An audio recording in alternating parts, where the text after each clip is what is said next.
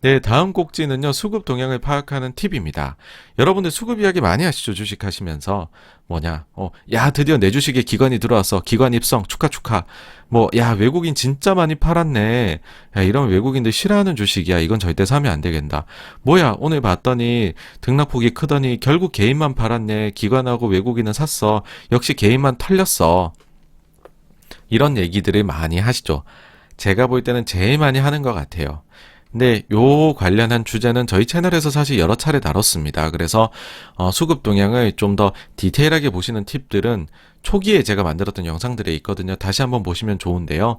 요거까지 포함해서 한번 또 오늘 새로운 것들까지 좀 추가해서 한번 좀 말씀을 드려볼게요. 자, 먼저 지난주 매매 동향부터 한번 살펴볼게요. 코스피하고 코스닥에서 외국인, 개인, 기관, 그리고 기관 내에서 이제 연기금만으로는 따로 떨어져서 보고가 안 돼요. 연기금 등으로 포함이 됩니다. 각종 기금들 다 들어오는 거예요. 보시면은 이제 월요일, 화요일에는 진짜 개인만 팔고 외국인 기관이 샀는데 코스피 보시면은 수목금에는 화끈하게 외국인이 팔아요. 기관도 뭐 화끈하게 팔았다고 볼 수 있고요. 이 다음에 기관이 판 거에는 연기금이 큰 역할을 했죠. 그쵸? 1조 6천억 팔았는데 5,600억의 연금이 팔았으니까. 개인들은 샀어요. 그쵸? 3조 5천억. 외국인은 한 주간 코스피를 무려 1조 9천억이나 팔았네요. 그 다음에 이제 코스닥을 보시면은 코스닥도 외국인이 팔기는 했지만 뭐 코스피만큼은 아니었고 퐁당퐁당 조금 했고 그래도 좀 팔았고 개인은 고물량을 받았고 기관도 조금 팔았고 근데 연기금은 보면 특이한 게 이번에도 역시나 7월 달에도 이 모습은 똑같이 보이고 있습니다. 피는 팔고 닭은 사고 있어요. 자, 이 특징들을 정리해 보면 네 가지겠죠. 외국인이 대량 매도를 했다. 그 와중에 개인은 대량 매수를 했다. 기관은 가리지 않고 팔고 있고 그 사이 연기금은 코스피는 팔고 있고 코스닥은 사더라 라는 겁니다. 근데 이걸 그냥 고지고대로 받아들여야 되느냐? 그러시면 안 된다는 거죠. 왜? 두 가지의 변수가 있거든요. 하나는 CFD 차익 결제가 있고요. 두 번째로는 레버카운트라는 상품이 있습니다. 뭐 하나씩 살펴보시죠. 첫 번째로 이제 CFD라는 거는 Contract for Difference, 차익 결제라고 우리가 얘기를 합니다. 이거는 쉽게 말하면 무엇이냐? 여러분, 소위 10배의 레버리지를 내 가지고서 주식을 사고 팔 수 있는 거래를 말합니다. 근데 실제로는 평균적으로 한 4배 정도 사용한다고 해요. 굉장히 이제 그 대상은 고액 자산가들 대상으로 CFD 가입이 가능하고요. 한국 시장에서 CFD가 광범위하게 늘어나고 있습니다. 빠르게 성장 중이라는 거죠. 2019년도 보시면은요, CFD 월 평균, 이제 거래 대금이 그 전체적으로 봐가지고 국내 주식을 봐서는 거의 한 8천억쯤 됐어요. 근데 2020년에는 2조 5천억으로 크게 늘었고 21년엔 더 늘어났죠. CFD 증권사의 잔액도요. 4.8조가 됐대요. 전년 대비해 3.8배나 늘었다라고 합니다. 해외를 보시면 CFD 사태가 올해 안 좋은 결말을 맞은 게 있어요. 바로 빌황 사태죠. 이것도 저희 채널에서 몇 번 영상으로 다룬 게 있어서 자세한 내용 그걸 보시면 될 것 같은데요. 자, 월가 뒤흔든 33조 원 블록딜 사태. 핵심은 CFD 거래. 레버리지를 극대화한 포지션 설정으로 주가 하락 시의 리스크가 높다. 노무라, CS 등이 손실을 보고했다. 근데 전문가들은 감당 가능한 수준일 것이다 라고 얘기를 했다. 어쨌든 CFD로 야 뭐가 33조씩이나 이렇게 라는 생각이 드실 겁니다. 자, 그럼 이 CFD가 뭐야 궁금하시죠? 일단 이제 고액 자산가들은 왜 하는 걸까? 그리고 이게 왜 이만큼 늘었을까를 살펴봐야 될 텐데요. 이유는 명확합니다. 레버리지가 높죠. 그러니까 이거 효과적으로 사용만 하면 엄청 돈 벌 수 있다는 거고요. 이게 세금을 줄일 수 있는 방법이라네요. 그 다음에 세 번째로는 늘어난 이유가 법 개정이 됐어요. 그러니까 2019년 11월에 개정이 됐는데 이게 전문 투자자로 인정을 받아야지 CFD 가입이 되거든요. 근데 원래는 개인 전문 투자자로 인정을 받기 위한 최소 금융 투자 잔고가 5억이었어요. 근데 이때 이게 무려 10분의 1인 5천만 원으로 하향이 됩니다. 여러분 5천만 원 잔고 이상 있으시면 여러분도 전문 투자자이고 고액 자산가로 인정받으실 수가 있습니다. 네. 자, 그러면 당연히 늘 수밖에 없겠죠. 그렇죠? 당연히. 그렇게 봤었을 때 자, 그러면은 이 CFD의 구체적인 구조가 어떻게 되느냐. 이게 좀 복잡하거든요.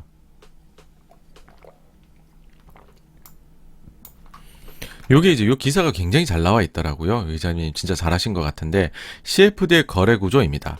자, CFD 투자자 전문 투자자가 증거금 납입하고 CFD 주문해서 그럼 수수료하고 이자 비용을 내겠죠. 자, 국내 증권사하고 이거는 하는 겁니다. 그럼 증권사는 나중에 차익 결제, 손익 정산만 딱 해주면 돼요. 전문 투자자한테, CFD 투자자한테요. 이제 CFD 투자자는 이것만 보고 있겠죠. 내가 증권사에 이렇게 했어. 증권사도 사실은 여기를 제일 신경 써주면 됩니다. 근데 실제로는 이게 매매 주문은 어떻게 들어가느냐 하면 뒤에 이거를 긴 과정을 거쳐요. 뭐냐면 여러분 이거 장외 주문이에요. 요거를 장외 중개 증권사한테 냅니다. 그러면서 증권사한테 또 수수료하고 이자 비용을 이번에는 증권사가 내게 돼요. 이 증권사가 마치 앞에 CFD 투자자한테 국내 증권사가 해준 것처럼 손익 정산을 해줍니다. 그리고 이 장외 중개 증권사가요.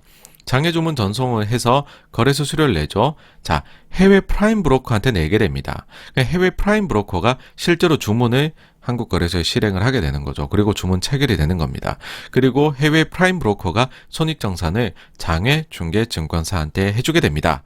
여러분, 이게 무슨 말일까요? 주문은 개인이네요.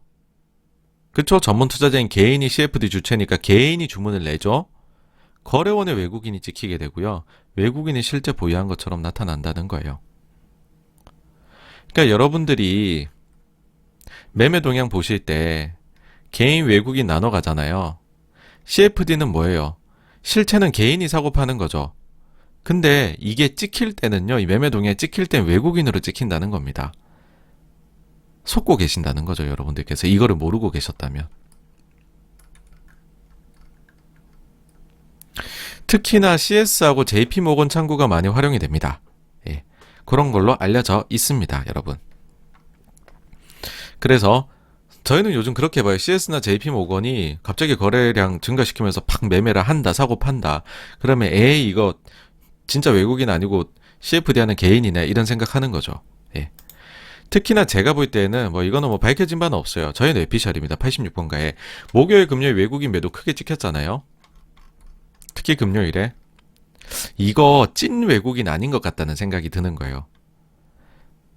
이거는 오히려 그것보다는 증시가 보시면 이때 이제 변동성이 커져요. 그러니까 금요일에는 마이너스 2%까지도 갔다 왔었죠. 그 전부터 빠지고 있었고 그 전날부터요. 변동성이 증가해서 여러분도 말씀드렸지만은 10배 레버리지를 썼어요. 그럼 마진콜 안 당하려면 50%는 유지를 해야 될 겁니다. 그러면은요 5%가 빠지게 되면 마진콜이 들어온다는 거예요. 추가 증거금을 납입하십시오 라는 거예요. 그러니까 변동성이 커져서 맥시멈으로 내가 레버리지를 CFD로 쓰고 있으면은 그 종목이요 하루에 5%만 빠져도 추가 증거금 내야 돼요. 근데 증시가 3, 4% 이상 막 출렁출렁 했잖아요 여러분 이번 주에. 그러니까는 이 변동성이 증가하니까는 누군가는 맥시멈으로 레버리지를 쓰고 있던 CFD 투자자는 마진콜 당할 수가 있겠죠. 이거를 우려하면 그 전에 미리 매매를 해야겠죠. 리스크를 줄여야 되니까는 손절해버리는 거죠. 그러니까 이게 어디에 또 많이 들어가 있겠어요. 대형주들이 그렇게 했었겠어요. 개별주 위주로 하셨겠죠 이분들이. 그래서 제 생각에는 특히 금요일은 CFD를 사용하는 개인 투자자들의 매도가 외국인으로 찍힌 것 뿐이다 라는 걸로 느껴진다는 거죠. 예. 그래서 CFD는 단순합니다. 개인이 하는 거지만 외국인으로 찍힌다. 속지 마시라. 특히 CSJP가 많이 활용된다. 다음으로 레버 카운트입니다. 레버 카운트 같은 경우에는요. 이제 자문사가 포트폴리오 구성 자문을 해줘요. 실제로 제가 회사 다닐 때 랩을 운영을 했었거든요. 그때 이제 제가 포트를 변동시켜야 될 게 있으면은 엑셀 파일에 짜서 드려요. 몇 퍼센트로 각각 하시라고. 그러면은 증권사에서 요 랩을 담당하는 부서가 있겠죠. 그 담당자 분께서 요 이제 이메일을 제 거를 받으시고는 실제로 이제 자문형 랩 상품에서 매매 주문을 내시게 됩니다. 투자자 입장에서는 이런 거죠. 나는 개인 투자자가 일종의 랩을 하실 때 여러분 랩 어카운트 가입했다. 일종의 펀드를 가입했다고 생각을 하시겠죠. 당연히 기관 투자자가 운영하는. 근데 실제로는 이렇게 굴러간다는 거죠. 자문사는 실제 매매를 하는 것은 아니고 자문을 해주는 거고 모델 포트폴리오를 짜주는 거고 실제 매매는 증권사가 하는 거다. 그리고 이거를 투자자는 펀드라고 생각하고 가입을 했다라는 겁니다. 근데 그럼 차이는 뭐가 있느냐? 펀드는 즉각적으로 그 펀드에 어떤 지금 종목들이 들어가 있는지 여러분들 확인이 안 되죠. 근데 랩은 개인 투자자의 그 계좌 내에서 바로바로 매매를 하는 거거든요. 그러니까 소위 말해서 내가 비밀번호 치고서 그날 접속을 하면 그러면은 그렇게 해서 내 랩 어카운트 계좌를 딱 열어보면 거기에 매매 내역이 바로 뜬다는 거예요. 변동 내역이. 자, 이제 다시 한번 말씀드리면 이렇습니다. 이거를 수급 동향 파악 차원 측면에서 말씀을 드리면 고객의 경우에는 일종의 펀드에 가입했다고 느끼죠. 그리고 포트도 기관 투자자인 자문사나 운용사가 짜주는 거죠. 그러면 여러분 실질적 운영의 주체는 누구죠? 기관 투자자이죠. 근데 개인의 계좌 내에서 증권사가 사고 판다고 했잖아요. 매매가 개인으로 찍힌다는 겁니다. 자, 여러분들 보시죠. 기관 투자자가, 그러니까 개인 투자자가 샀어요. 아이고 또 의식 없는 개인 투자자들이 위험한데 뭣도 모르고 불나방처럼 뛰어들어서 샀구만 이라고 생각하실 수 있는데 랩 어카운트로 산 거에 기관으로 찍혀요. 그럼 여기에는 랩이 산 거일 가능성도 있다는 거죠. 그게 포함되어 있을 가능성도요. 가능성이 아니라 그렇게 포함이 돼 있는 거죠. 네. 그 비중이 얼마인지를 모르는 거니까요. 모르는 것 뿐이죠. 근데 이게 보시면요. 코로나 사모펀드 사태, 사모펀드 쪽에 안 좋은 일이 많았죠. 이 사태가 있은 이유로 공모펀드하고 사모펀드 시장은요. 여러분 계속 돈이 빠져나갑니다. 고전에 면치 못하고 있어요. 근데 랩 어카운트 시장은 지금 계속해서 이 이후로 최근에 고속 성장을 거듭을 하고 있습니다. 최근에 이런 기사도 나왔더라고요. 먹기 좋게 랩에 싸서 쏙 투자 초보자들도 돈 몰린다. 6월에 얼마 전에 난 기사죠. 132조 랩 어카운트 먹일래 투자 전략 세우기 힘든 개인 투자자들 사이에서 관심. 여러 자산 하나로 싸서 전문가가 알아서 관리. 좋은 말은 다 적혀 있습니다. 그죠? 우리가 여기서 궁금한 거는 이거죠. 자, 실제로 최근 랩 어카운트 가입 고객과 가입 금액은 점차 증가하는 추세다. 그래서 보시면은 같은 기간 랩 어카운트 계약 자산도 132조로 전년 동기 대비 오이구 14조 원이나 늘었다라고 합니다. 14조나 돈이 들어왔대요. 딴 데는 돈이 다 빠져나갔는데 랩은 14조나 늘었답니다. 자, 이런 식으로 랩 어카운트 시장이 성장하는 이유는 무엇일까? 장점이 분명히 있습니다. 첫 번째로 뭐냐 하면요. 이게 소수 종목 집중 투자가 가능합니다. 일반적으로 공모 사모 펀드들의 경우에는 여러분 소위 말한 몰빵 투자가 금지돼 있어요. 한 종목 10% 이상 투자가 안 됩니다. 삼성전자만 예외적으로요. 시장 비중만큼만 된다라고 이제 규정이 정해져 있죠. 그렇다는 말은 이꼬르 삼성전자를 오버웨이트 할 수 있는 펀드는 없습니다, 여러분. 물론 이제 투자자 약관을 어떻게 짜느냐에 따라서 조금 다르기는 합니다. 특히 사모 쪽은요. 근데 공모 쪽은 사실상 없다고 보시면 돼요. 그렇다라는 말은 이꼬르 삼성전자가 시장보다 더 오르잖아요, 여러분. 그러면 모든 공모 펀드 매니저는 다 죽어난다라고 보시면 됩니다. 시장 대비 이길 방법이 없거든요. 삼성전자들은 무조건 지거든요. 그런데 랩 어카운트는 몰빵이 가능한 거죠. 그러니까 이런 한계 때문에 펀드 가입한 고객들은 답답한 거예요. 막 투자 보니까 화끈하게도 못하는 것 같고 수익률도 잘 못 내는 것 같고 내가 직접 하는 게 나은 것 같은데 또 내가 하기엔 부담되고 전문가의 도움은 필요한데 그런 분들한테 랩 어카운트는 좋은 대안이죠. 왜냐하면 몰빵이 가능하거든요. 랩 어카운트는 한 종목 10% 규정 이런 거 하나도 없습니다. 한 종목 100% 다 사도 돼요. 심지어 어떤 랩 어카운트는요. 차입해가지고서 이제 그 소위 말해서 신용 매수까지도 가능합니다, 여러분. 그리고 이런 몰빵 투자를 은근히 고객분들도 원하시는 분들이 계세요. 제가 과거에 랩 운영할 때 그랬습니다. 제가 옛날 시절에 어땠냐면 2016년 초였어요. 그때 당시에 랩 어카운트 받아서 하고 있는데 이제 몇몇 군데에서 그런 말씀을 하시더라고요. 아니 정 매니저 다른 데들은 지금 수익률이 굉장히 좋다. 보면은 세이트리온이 없는 펀드가 없다. 세이트리온 지금 구정 연휴 때 FDA 큰 건이 나온다더라. 라고 하면서 얘기를 하시더라고요. 근데 저의 랩에는 그때 당시에 이제 세이트리온 없었거든요. 왜냐하면 이제 너무 다 사놨으니까 사기 싫은 거예요. 근데 반면에 제가 그때 삼성전자를 가지고 있었거든요. 넣으니까 바로 연락이 오는 거예요. 아니 지금 삼성전자를 왜 사냐. 삼성전자를 넣은 랩 지금 그 펀드는 랩 뭐랄까요 자문은 단 한 군데도 없다는 거예요. 다 안 좋다 그런데 당신만 왜 사냐. 그래서 그랬죠. 아니 다 안 샀으니까는 이제 저부터 사고 남들이 따라 사겠네요. 그럼 올라가겠네요. 그랬거든요. 그러면서 이제 삼성전자를 비중 이상으로 담았었죠. 랩은 그게 가능하니까. 그래서 랩은 좀 뭐랄까요 잘 맞추기만 하면 수익률이 굉장히 잘 나오고 투자자분들도 만족하시는 측면이 있어요. 근데 반대로 얘기하면요, 이걸 잘못 맞추면 엄청나게 수익률이 안 좋아집니다. 이게 옛날에 유행을 했었죠. 언제냐면 2009에서 11년도. 이때 당시에 이제 그 운용사가 상당히 여기서 두각을 나타냈고요. 소위 차, 화, 정, 요 차화정장을 만들었었죠. 이게 뭐의 힘이냐라고 하면 레버 카운트의 힘이었습니다. 근데 여러분 기억하시겠지만은 차화정의 끝은 좋지 않았고, 이제 관련해서 당시에 떴었던 수많은 레버 카운트 운용사들이 그 뒤에 자금이 썰물 빠지듯이 너무 빨리 빠져나가서 고생들을 많이 하셨습니다. 그리고 소위 이제 그 레버 카운트들에서 많이 사놨다고 하는 종목들은 시장에서 미움을 오랫동안 받았었죠. 어쨌든 이제 장점, 소수 종목 집중 투자 가능하다는 거고요. 그 다음에는 투명하게 확인이 가능하다는 것도 장점입니다. 뭐냐면 펀드는 운용 보고서 받아보는데 시차가 있어요. 근데 실시간으로 레버 카운트는 내가 가입한 거, 종목이 지금 어떤 거를 오늘 샀고 어떤 걸 팔았고 이거 확인하실 수가 있거든요. 그러니까는 이 답답함이 없어지는 거죠. 나는 랩에 보면 바로 나오니까. 그러니까 투명성이 있다는 거고. 그 다음 세 번째는 체리 피커 분들도 계십니다. 뭐냐면은 이제 이런 분들이 계세요. 개인 투자자분들 중에 A사가 잘한다던데 A사가 레버 카운트 하고 있네. 요 최소 금액이 얼마라고 3천만 원, 3천에 가입해요. 이분은 알고 보면 주식은 한 50억 하는데, 그럼 3천에 가입해놓고 야 A사 잘한다는데 매매 한번 살펴보자 해놓고 그 랩 계좌 열어놓고 계속 보고 계시는 거예요. 그러면은 야 얘 갑자기 카카오 사는데? 그러면 딴 이제 그 랩 쪽에도 주문 나오겠네.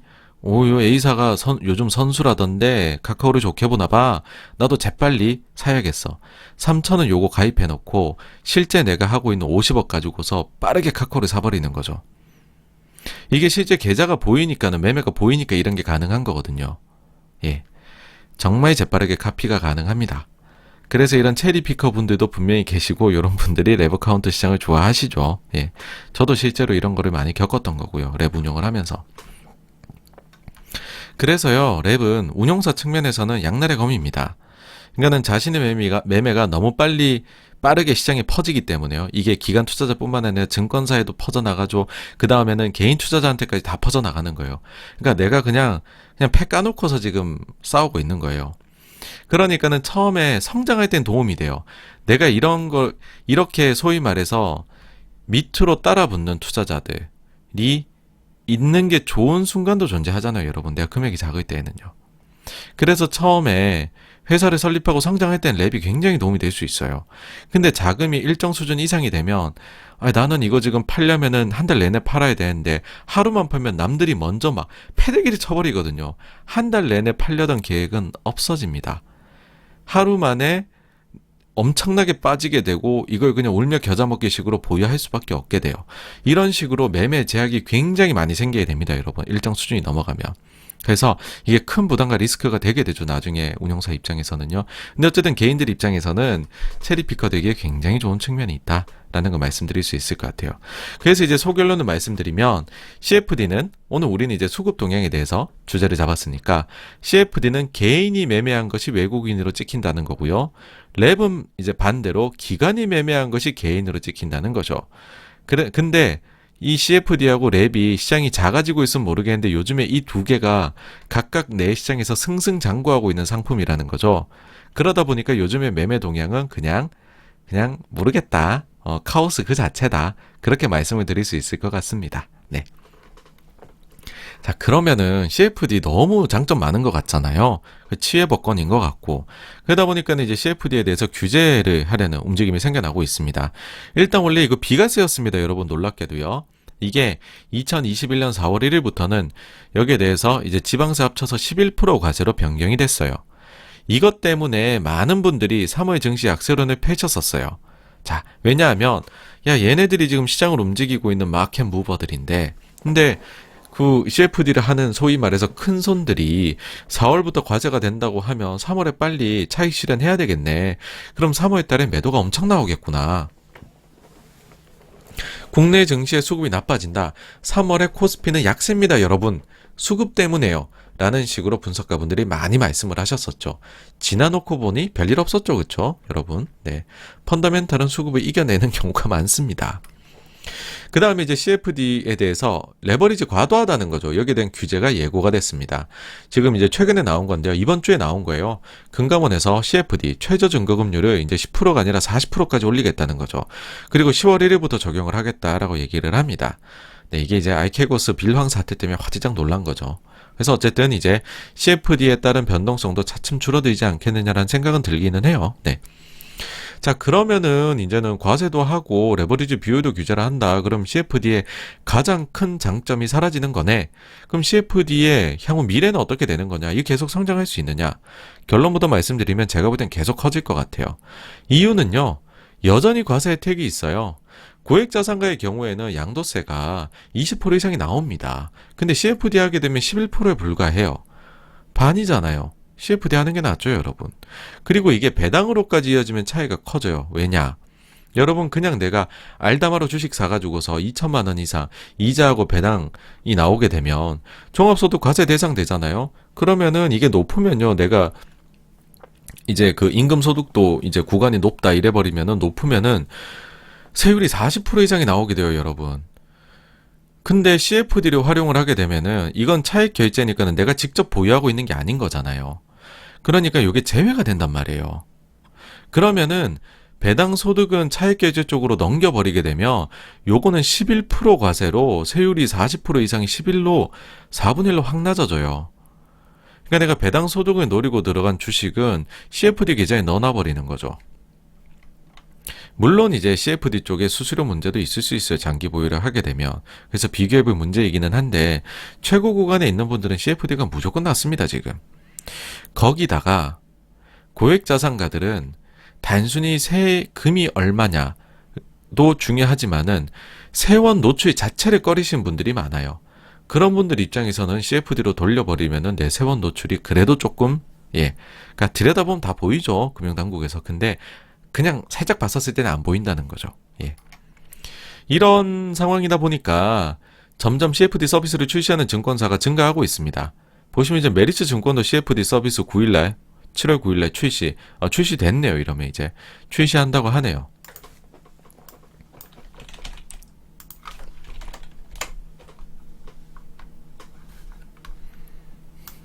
근데 보시면은 메리츠는 조금 구조를 다르게 가져간 것 같아요. 그냥 보니까는 보시면은 이제 메리츠 증권의 CFD 서비스는 대부분 증권사와 달리 외국계 증권사를 통하지 않고 아까 보시면 구조가 다 외국계 통했잖아요. 자체 해지를 통해 서비스를 제공한 방식을 채택했다. 덕분에 국내 주식을 기초 자산으로 하는 거래임에도 불구하고 별도의 환전 비용을 내며 달러 증거금을 맞게 하는 이게 발생하거든요. 외국 증권사하고 하게 되면 환전 비용하고 달러 증거금. 그래서 수수료율이 높은 겁니다. 지금 여러분 CFD가요. 이 불편함을 없앤다. 그래서 업계 최저 수준의 매매 수수료와 이자율을 제공할 수 있다. 그러니까 이제 업계 최저 매력인 수수료 0.1이요. 와, 낮긴 낮네요. 그죠? 근데요. 요게 이제 자, 요렇게 되면은 그 가격 변동에 따른 위험도 메리츠가 지게 되는 위험은 생기게 되는 거죠. 다른 증권사들은 왜 안 하겠습니까? 비용이 나가도요. 그거는 이제 가격 변동에 따른 리스크는 전가하기 위해서거든요. 근데 어쨌든 메리츠는 이런 식으로 한다는 거죠. 이러면 제가 볼 때는 지금 메리츠가 말하는 방식은요. 메리츠 CFD를 하잖아요. 그러면 메리츠로 찍혀요.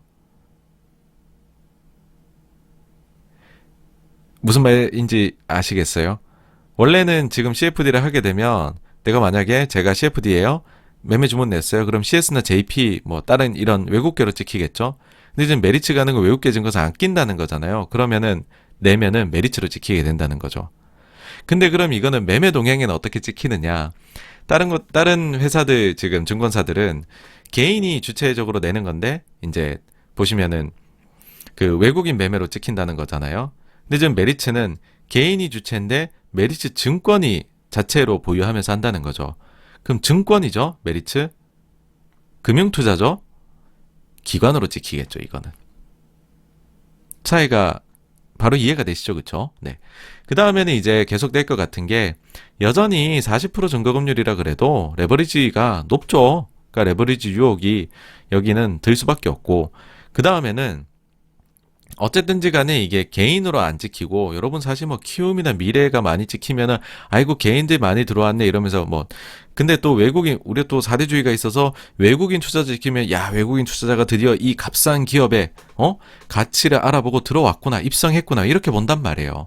그러니까 거래원이 외국인으로 찍히는 점도요 투자자 입장에서는 어쩔 수 없이 매력입니다. 예. 자, 그리고 요거는 좀 다른 주제예요. 다른 주제인데 국민연금 자꾸 얘기를 위해서 해가지고서 앞에서도요. 연금에 대한 거 하나 또 팁을 알려드리려고 가지고 왔습니다. 요거는 뭐냐면 국민연금이 5% 공시하고 막 변동 공시하잖아요. 여기에 대해 팁을 하나 드리려고 해요. 뭐냐면 예를 들어 볼게요. 여러분 A라는 기업이 있어요. A라는 기업이 있고 여기에 국민연금이 6% 보유하고 있다고 신고해놨어요. 그리고 B라는 운용사가 또 A라는 종목 8% 보유하고 있다고 공시를 해놨어요. 자, 그럼 여러분들 어떻게 생각하세요? A라는 기업은요, 기관 투자자 보유 비중이 14%예요. 왜냐하면 국민연금이 6% 갖고 있고요. B라는 운용사가 8% 가지고 있거든요. 이렇게 얘기를 하겠죠. 근데 여러분 여기에는 엄밀히 말하면 더블 카운팅의 문제가 발생할 수가 있습니다. 이게 무슨 말이냐라고 하면 가령 이 B라는 운용사가요. 국민연금 자금을 받아서 위탁 운용을 크게 하고 있다라고 가정을 해보죠. 그리고 이 위탁 운용하는 자금으로 A 기업을 샀다라고 하면 어떻게 될까요?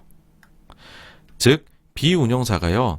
국민연금 위탁 자금으로 A 기업의 6%를 보유하고 있고 그 외에 다른 투자자들한테서 받은 자금으로 A 기업의 2%를 추가로 더 보유하고 있다. 그래서 합산해서 8%다라고 하면 실제 보유는 어떻게 되는 겁니까? 그렇게 되면은 B 운용사가 8% 갖고 있다, 국민연금이 6% 갖고 있다라고 하지만 사실상은 이게 B가 국민연금을 위탁을 통해서 갖고 있는 거 6%가 여기에 포함이 돼야 되는 거니까는 여러분들 기관 투자자가 가지고 있는 A 주식의 보유 비중은 국민연금 6% 다 제외해야겠죠. 여기에 다 포함되니까 8%로 줄어들게 되는 겁니다. 이게 바로 더블 카운팅의 이슈라는 겁니다, 여러분. 그래서 국민연금의 위탁을 받아가지고 이 운용사가 보유하고 있는 건지 아닌지 엄밀히 말하면 파고 들어가서 지분율의 더블 카운팅 이슈를 여러분들이 보셔야 사실은 제대로 이게 지금 얼마나 누가 보유하고 있는지를 아실 수가 있는데 네.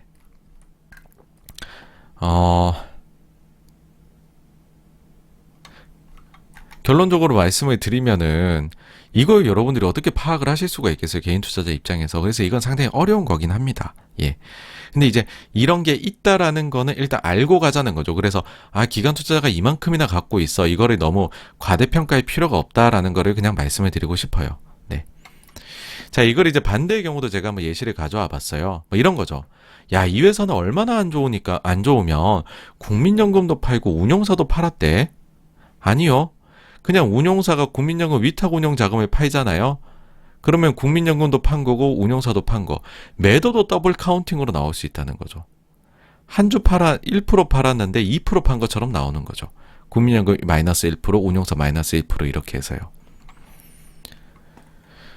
자, 이제 우리가 오버행 계산 여러분들 해보시잖아요. 뭐 가령 이런 거죠. 야, A 주식은 참 좋은데 보니까 연금도 갖고 있고 운용사들도 가지고 있고 야, 저 주식은 수급이 참 꼬여있구만.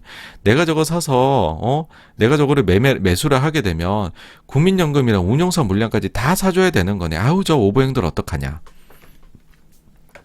사실 이런 생각들 지금 보시는 개인 투자자분들보다는 이 채널 지금 보고 계시는 기관 투자자분들이 이런 생각 많이 하실 거예요. 근데 엄밀히 말하면 그 운용사가 보유하고 있는 물량이 국민연금 위탁 자금이라면 그러면요, 오버행은 사실은 보이는 것보다 훨씬 적을 수도 있습니다. 예, 그 점을 면밀히 한번 살펴보십시오. 이런 나는 수급 같은 거 파악 전혀 안 하고 기업 펀더멘탈만 보고 투자해 그러면 이건 전혀 필요가 없어요. 근데 수급을 난 조금이라도 본다라고 하면은 이런 점들을 한번은 조금은 고려를 해보시라 라는 말씀을 드리고 싶습니다. 네, 여기까지가요, 수급 동향 파악에 대한 팁 몇 가지 말씀드린 거고요. 다음으로 넘어가겠습니다.